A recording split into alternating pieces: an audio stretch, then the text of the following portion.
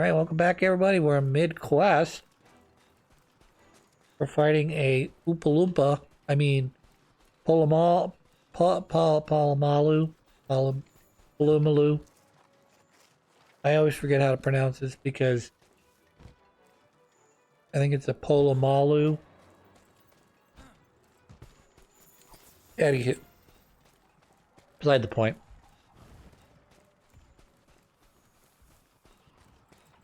Legiana makes me sad.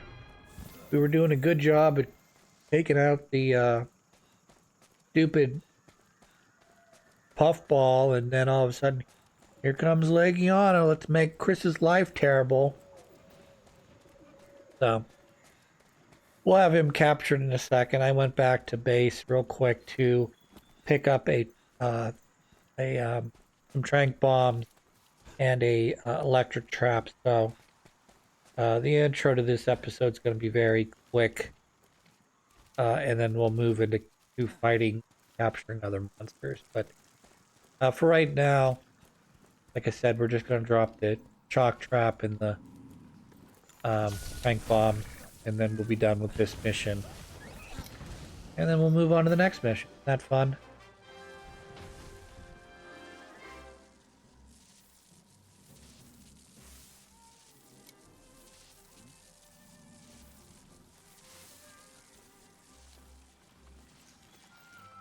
One of the things I like about the monster hunters that come after this is that instead of having to wait completely through the time, you can press the start button and skip over it. Now, I understand that can be a little dangerous, particularly if you haven't carved the monster yet. You miss out on your 3 carves. But it does save you some time from having to wait for the clock to run all the way down. Hi, Pookie. Sign up for the quest. It's time to hunt the monster that left that trail. Blah, blah, blah, blah. Okay, I've heard that like 40 times now. Because I took some time between episodes. Not this episode, but between some episodes to level up my armor and weapons. So, okay, probably not 40 times. Probably closer to 20 times I've heard this stupid handler going, oh, hey, we need to continue the main quest. Hey, we need to continue the main quest. Hey, we need to continue. I get it. We need to continue the main quest. I get it. I'm just not.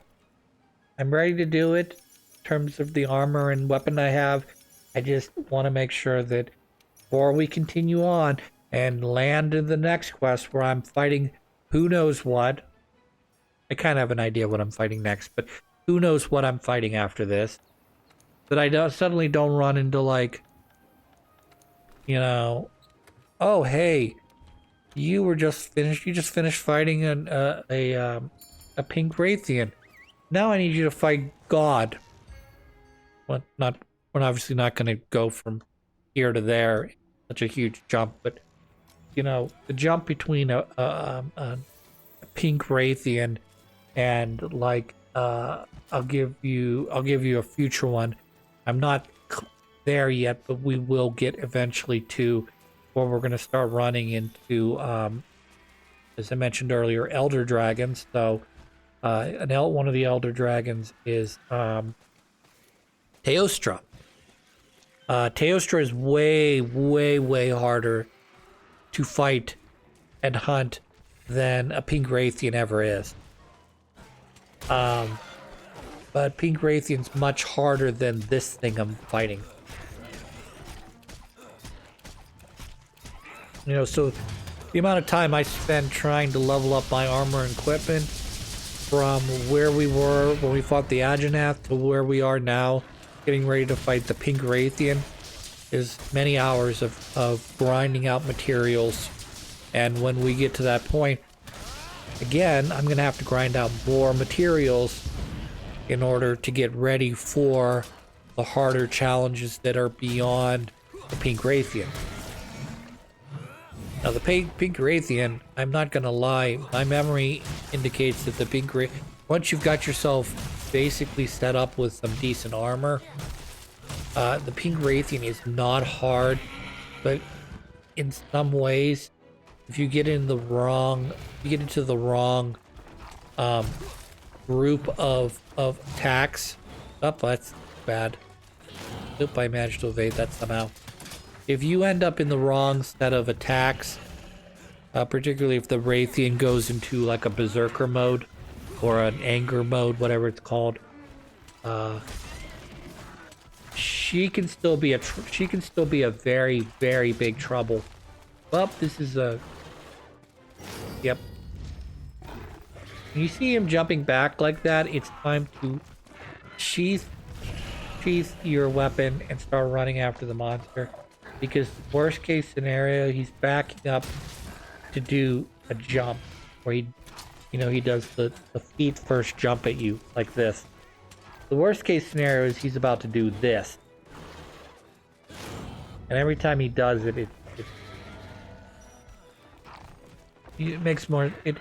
It's always better to assume he's going to do that than to assume, oh, well, I'm okay. Because you can get around back, you can do some decent damage. If you don't, you're stunned for 5-10 seconds. And if he does do the jump attack, like he does, it's double. I'm pretty sure it's double damage when you're stunned or KO'd like that.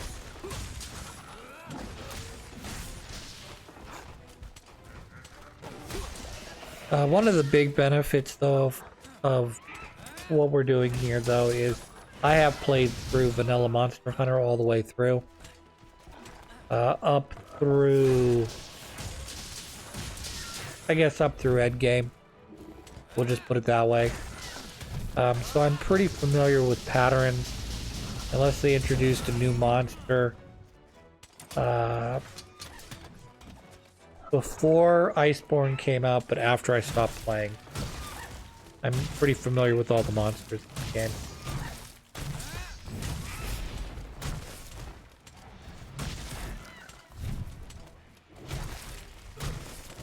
He's pretty much ready for capture now.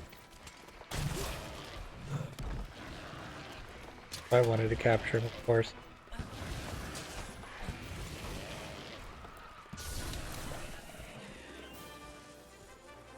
I'm just sort of doing this on purpose.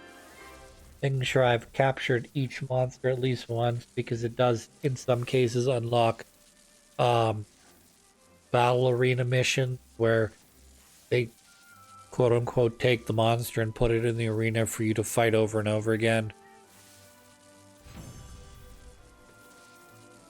But I'm pretty sure you get a more difficult version of that monster too. Hard to say.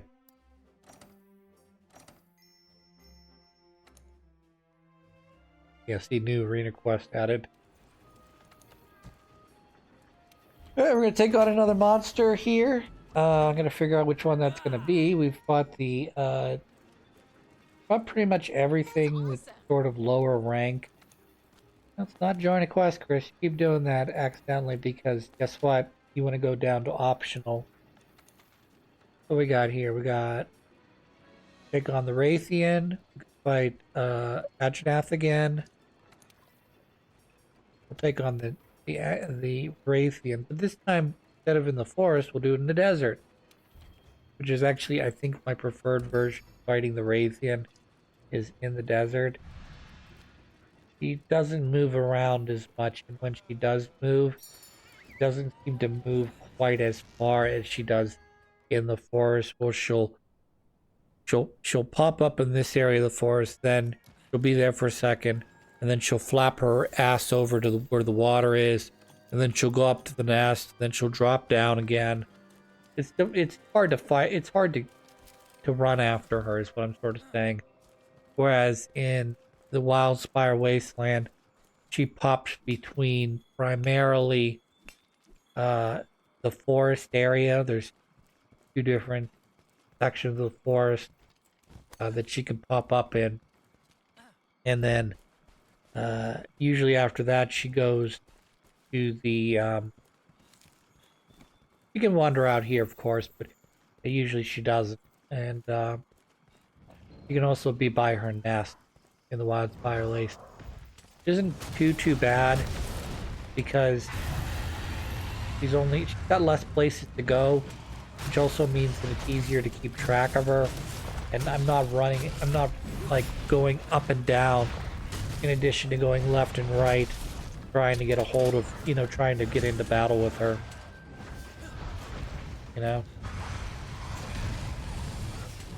She is a little dangerous in the forest area here because I wouldn't say you're any more limited in this versus the forest area, the actual forest area. But I don't know, there's something about forest has more traps and places for her to get stuck, I think.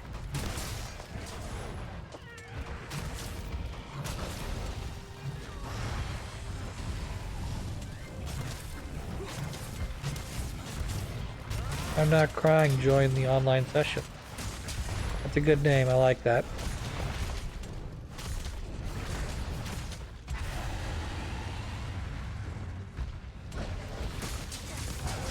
Here's a quick story while we're fighting the Raytheon.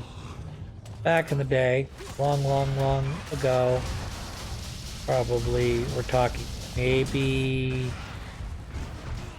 10, 15 years ago. Definitely more than 10 years. Back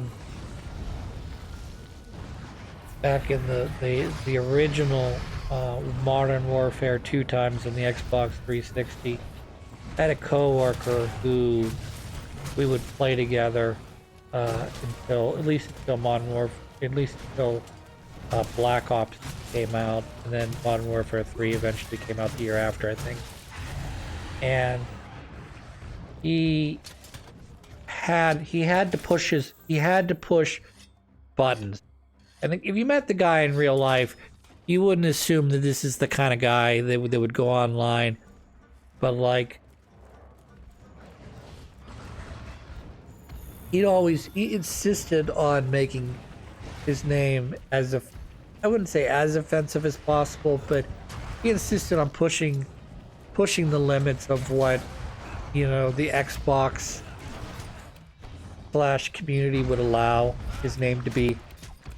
So he usually had some variation of like, I apologize in advance if this offends anyone, but he had some variation of like porch monkey or dirty ape, something like that.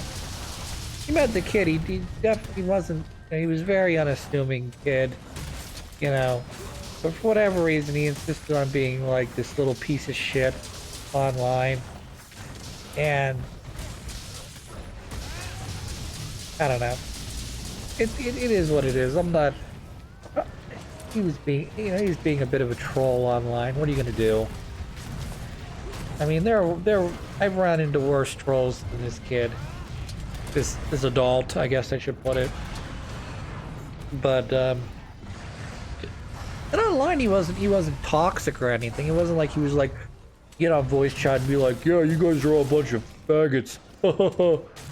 No, I mean, he would just like try to, he'd be talking to people that he knew online.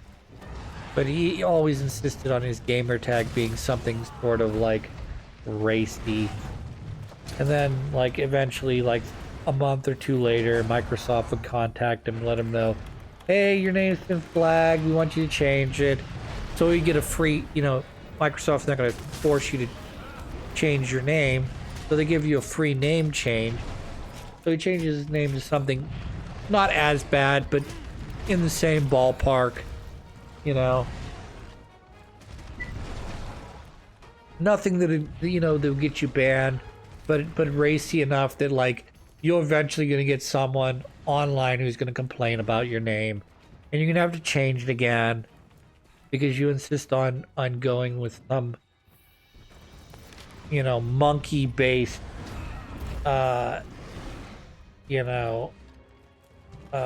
epitaph, or I'm sorry, name, I mean, if you, I don't know. I hate to say this because for maybe one day in the far-flung future, this adult's gonna watch my fucking channel, but you know, one of the things he could have done was he could have just sort of been, you know, he could have done a little bit of the self-deprecating humor. He could have done something like, you know, like a Sasquatch, or, you know, 'cause he was very tall. He was a very tall guy, you know. So, you know, do something like that that's a little like, hey, you kind of know it's me, but at the same time, like, no one's gonna get offended. Well, most people won't get offended by the word Sasquatch, I don't think. Unless, of course, you know, you start to add, like, other modifiers, like, you know, African Sasquatch or something. Where he was not from Africa, I'll just put it that way. I don't know. I tend to be very forgiving of people I've determined recently. You know, like, oh, well, you shouldn't do that. That's not appropriate. And I'm just like, man, just do you. You do you. I don't agree with it, but, you know, if the company that's making the money off of online subscriptions doesn't care, then I don't care. I mean, am I gonna play with the kid if he's got the N-word in his gamer tag? No. But if he's gonna skirt the, you know, the edge of what is and is not racist without going, like, you know, too overt, I don't know. I don't care. Am I gonna do it? No. Why am I not gonna do it? Because I'm not the kind of person I am. But I very much understand from, that was dumb. I very much get from being online for the past 25 to 27, 20, I don't want to say 30 years, because if you take the year we're in right now and you subtract 30 from it, it's 1996. And very few people had like an actual presence online. But like, you go back 20 years to, or even 25 years to like 2000. There's always going to be people online that enjoy their anonymity, that are going to be trolls. You don't want to feed the troll, because when you feed the troll, it just makes them want to double down. So, I don't know. That's always been my philosophy, because of the old message board, or, you know, internet back in the day. You know, you would get people that would go online and fucking troll your board or troll whatever, and you would start to respond, and there would always be someone who was smart, who was in, he or she has been the internet longer than you have, and the phrase that always comes after that is, don't feed the troll. And it's always, not that this is anything remarkable or anything that's really world shattering, but even to this day in 2026, we don't understand the very basic rules from 1995 or 6, which is, don't feed the troll. Stop feeding the troll.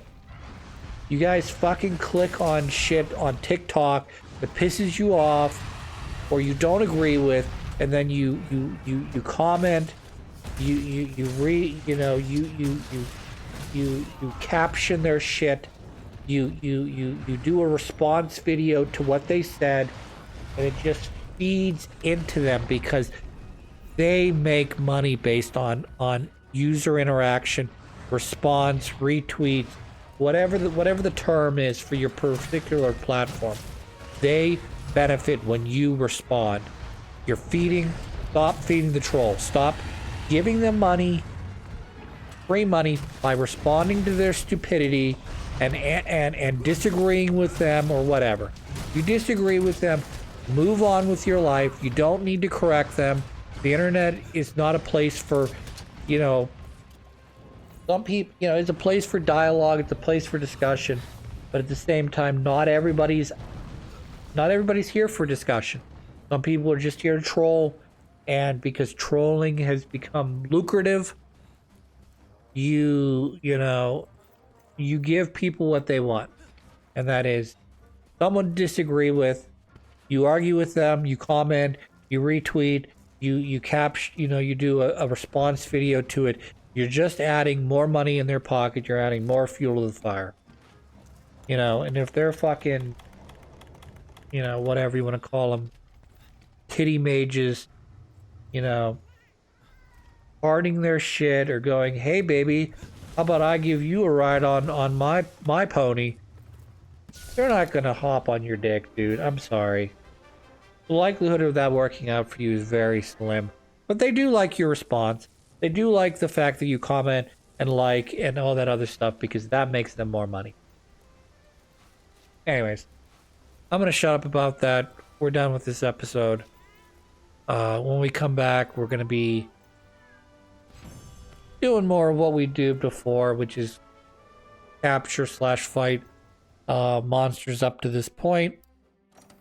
And then, yeah, we'll be back, and eventually we'll fight the King Craft in the next episode or the episode after. So until then, have a good one.